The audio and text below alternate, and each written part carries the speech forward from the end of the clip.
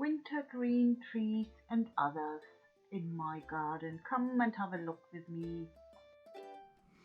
So hello dear Heathlanders, how are you on this frosty morning? I bring today a little video about why some trees have green leaves or needles during the winter time. And I went already out and I showed you some plants not just with green leaves on. I digressed and I went here and there and there, and the most of it I kind of forgot to actually say. So now, have you ever wondered why some trees keep their leaves in winter when all the other leaves fall off?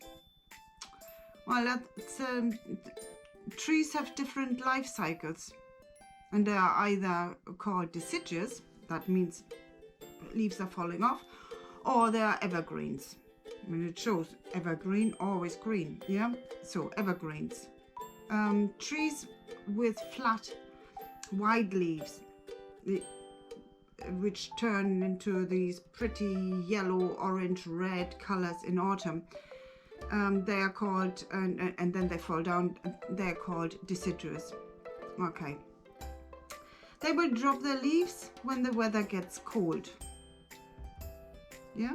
And evergreen trees, on the other hand, they lose bit by bit of their leaves or their needles all through the year, a little bit at the time. Yeah? So that's the main difference between them two.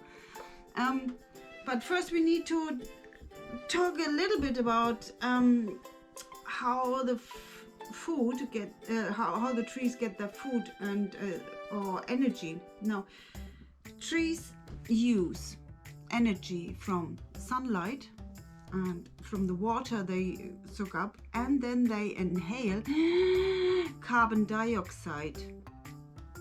That's what we breathe out, or anything which burns carbon, yeah, like benzene or petrols or diesel cars.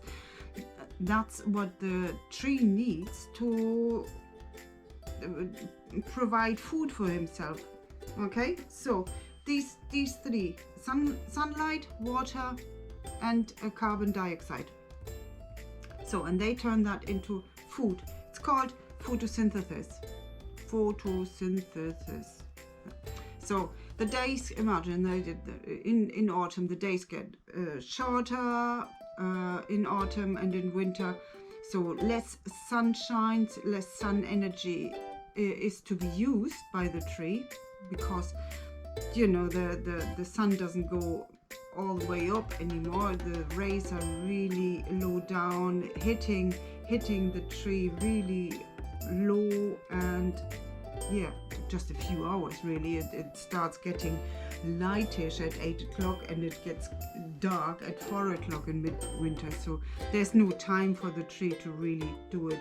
And also there is a factor of the temperature. In order to do photosynthesis, it needs to be above 10 degrees centigrade. Anyway, okay, that's by the by. Anyway, so deciduous trees close up the little holes where the leaves attach to the little twig, yeah, so that they don't lose any more moisture or water, and then the leaf, but that actually happens after it. So first, when the tree says, oh, it's autumn time, I'm going to get all the energy out of the leaves back into the tree. So it pulls out the different colors and stores it in the tree trunk. Okay, so if it takes the chlorophyll out, it's all the green mass back into the trunk. All of a sudden the yellows are left. Then sometimes they take a little bit of yellow out as well, and only reds are left. It's just how the trees add to it. So anyway, when there's nothing else to be taken out, they you put a little blob in between the leaf and the twig, yeah. So and then the leaf is not supplied anymore with water. It kind of gets all weak and then it falls off. So yeah, evergreens don't do that. Don't have to drop their leaves. Okay, so but why is that so?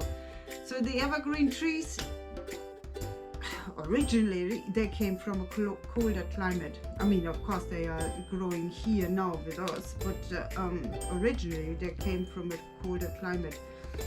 No, so if you think of the first evergreen trees, what do we see at Christmas?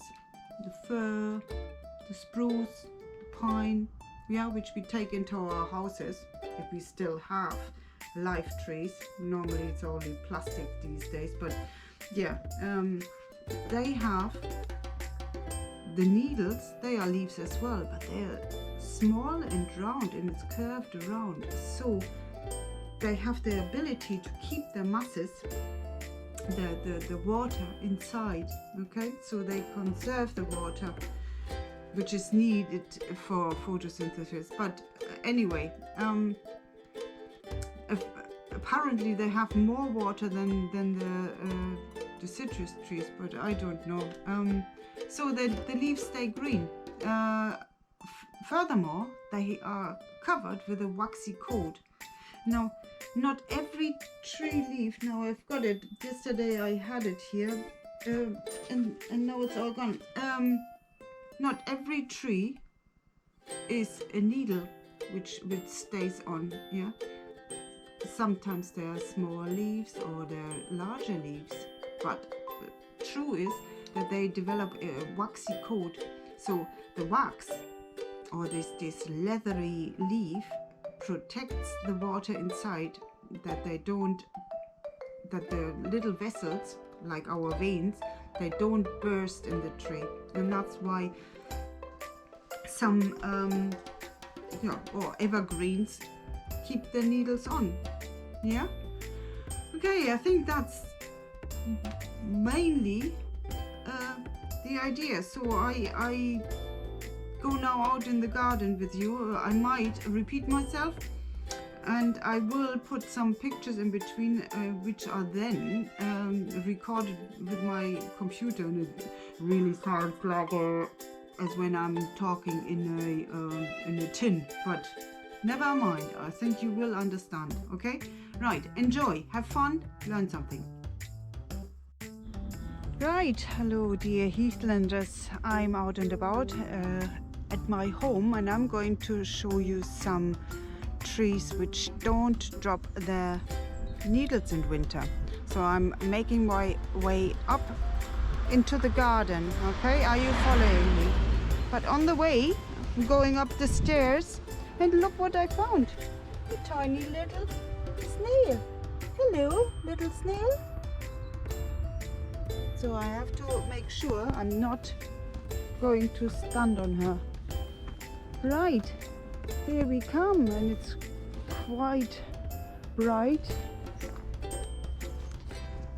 And here we have our first specimen. There you see, we go a little bit away. There you see a mighty yew tree. It's huge. Must be standing here for more than 100 years. Yews are really poisonous. The leaves and the berries. Well, the berries actually not. The pip in the berries, the seed is. This is a yew tree. You often find them in graveyards. It's a wonderful bark. You used to make bows for our own bows out of it, because it's really, you can bend it really well. Now, this one is a male, sorry. Oh, here comes Paul. Hello, Paul. And it doesn't carry any berries, so you need to have a male and a female to have berries. Without him, no other yew trees would have berries. So here you can see a picture of a female yew tree with the berries on. The flesh is edible, but not for us. Really leave them to the birds. The pip is really poisonous as everything in the tree. Okay, in summer, this tree, which I'm standing under, is absolutely filled. You can still see the seed heads with yellow flowers. I wanted to call it now golden rain because that's what we call it in Germany. So all these seeds, very, very poisonous. So this whole area is my poisonous area. Yeah, you shouldn't even lie under it because yeah, the scent or the whatever comes from that tree can make you feel queasy. Okay. In a moment I remember that name again, but that's not what I'm here for. I'll show you a picture in a moment when I'm back inside. So here you can see how the Burnham looks like in full bloom. Yellow, later on it's nearly orangey yellow, beautiful. So one more picture. In the background you see the yew tree, in the front the laburnum. Okay, then what else? Let's have a quick look. So I've got here a hazelnut, cherry. Let's have a quick look at the cherry blossom buds. Yeah, you remember? Clusters of buds, wherever you see. So these buds are slowly opening, becoming fatter, starting to open further. You see, and then they are in full bloom. So I've got the tiny little hazel. It's getting slowly ready for starting to flower soon. Let's have a look with my glasses on if I can see already something female-like.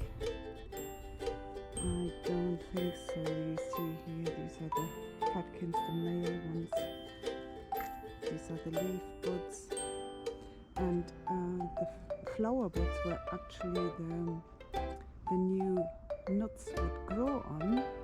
They are tiny. You would see them just, yeah, coming out on the very tip. You can hardly see them. Here I've got a magnified picture for you of the flowers, tiny red bushes. Okay, so it's winter. Here is my birch tree, and that is like your willow in the Heathlands as well. A drooping one, you see. Look, in summer all the leaves are down to the floor, and you have a little sheltered area. There's my compost pile, and little bits like snowdrops are coming out. Snowdrops, can you see them? Nice! These are all snowdrops coming. Loads of them. Oh, and a tiny little snail. No, there are the snowdrops. These are already bluebells starting to grow. There are my snowdrops. Cool. Okay. Horsey is ruining here my sweet chestnut tree. And you see that? He scratches and injures it. You shouldn't do that, Possy. What's the matter? Are you cold? Okay, so sweet chestnut. That's not why I'm here. I digress. It has these, you know horse chestnut with a whole hand. So this is a horse chestnut in comparison to a sweet chestnut, which I show now. And this is a sweet chestnut one, really sharp edged with tubes. So and here you can see the sweet chestnut, which is not coming off like a hand from a wrist. Okay, there's another cherry. There we go. Cherry blossom. Oh, it's nice and sunny. Okay, so let's go over here. Some trees don't drop their leaves. That has to do with how they, in winter time, some hormones. This is a beech tree. Actually, it's a red, red beech or purple beech, what you call it. Anyway,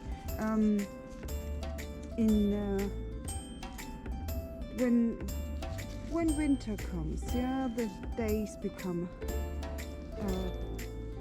shorter and the temperature drops, and that's all signs for the tree to go into winter sleep. He releases some hormones which make it happen that he drops his leaves. So other hormones get slowed down, so the growing hormone will get slowed down, and other hormones will make it happen that at each connection to the leaf, they either make something like a blob in between that shows like that is like, how do you say that? As if you put a bit of chewing gum between the leaf and the twig.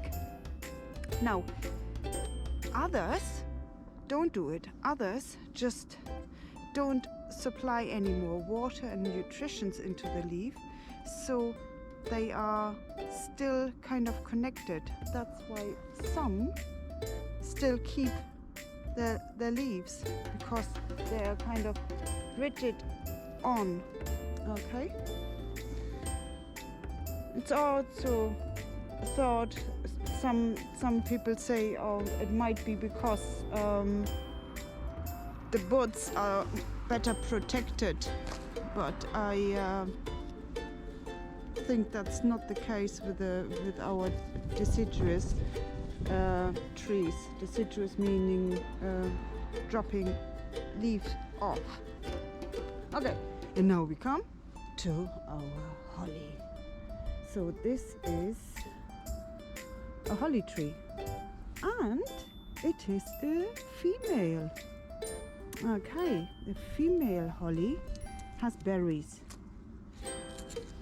and the leaves never drop off because they're really waxy. They have a really waxy coat. So the water in the leaf is protected by this waxy hard coat. It's really, really, really hard. Okay, so the spikes is against animals which might want to eat it. Okay, so it's a big, big one. It's a wonderful Christmas tree, isn't it? Often I cut just a big branch from the side and have it in my living room at Christmas. Okay, what else? Then I have here a box that doesn't drop its leaves either, and again hard waxy leaves protected in winter. Okay. And what else have we got? I've got a corkscrew willow, no leaves, they're all on the ground as you can see. I've got a sycamore, and that should have green buds. Hello, Bossy. And the green buds are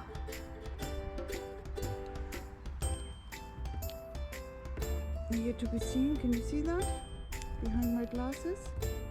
Okay, green buds. So there's a holly, which is a male. So I assume that holly carries so well berries because in closeness is a male one, so they fertilize each other. All these hedges will be totally green later on. Shall we have a look over the hedge? That's how it looks. Down that road is Carlisle in the end. Yeah, first Spatria, then Wigton, and so on. Over there is the big road, little village. Yeah, good. I think that's all I have on ever. Oh, look at this. This hedge is also evergreen. Yeah, I'll have a look later on. Here I made a little seat out of a sycamore old stem. Yeah, it was cut down ages ago. There's a cut. And so I weaved it around a bit. I need to trim it back, and in the end all these little branches will form one big branch. Yeah, they will connect it themselves. Look, here it has done already. When you see that, when they are so close together, then in the end they form one big tree. I find that really cool. It's a little shelter bit. Tree trunk is starting to rot very badly, so you need to have a cushion if you go on it. Yeah, that's all what's left. Cotoneaster, a few leaves, but you can't even mention them. We've got still the rose hips here. What I wanted to say about the holly. Holly is not edible either. So though they are red and round and beautiful, but don't eat them. They are not, they make you ill. Okay? But here we've got the rose hips. They are really good for you. Vitamin C. I didn't harvest them. Didn't have any more time.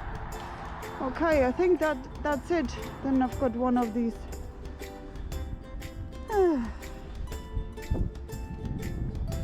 well, awful plants really. You see them often as hedges with a wonderful smell. If you touch the foliage, stroke it up and down a bit, and then you smell. Smells of oranges and Christmas. It's not. Shouldn't be here really, but there we go. Okay, it's one of them Lelandii type of hedges. Okay, I think that's it of evergreens in my garden.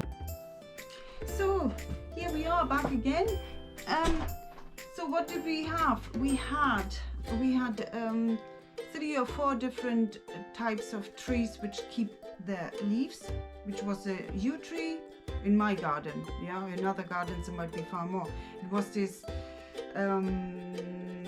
the holly with really broad leaves, actually really broader leaves. Somebody's knocking. Should I go? No, Mark is going. Okay, so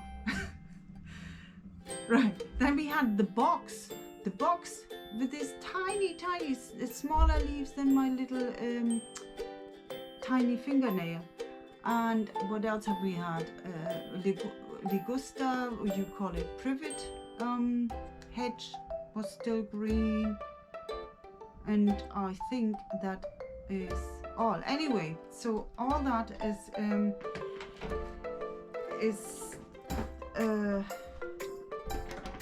sorry, somebody came in. Anyway, so all they keep their leaves, keep it zapped, and don't freeze kaput to death, okay? Which is quite weird. Then we had trees which don't drop all the leaves off. Yeah, like this copper beech I looked at with you. At the bottom, all the leaves were still attached to the tree. Up in the lofty areas, yeah, in the higher twigs, they were gone, but on the bottom they were this. So I read up on it, and some say they provide winter feed for deers and stuff. I don't know what's true or not true. But that's basically it. It's quite magic, isn't it? That they work so differently. I would like to do next time a little film about how trees and bushes and plants defend themselves for predators. Yeah, somebody who wants to eat them. Okay, so we are going to look into that next week. Okay, have fun. Go outside. It's quite chilly. Put a scarf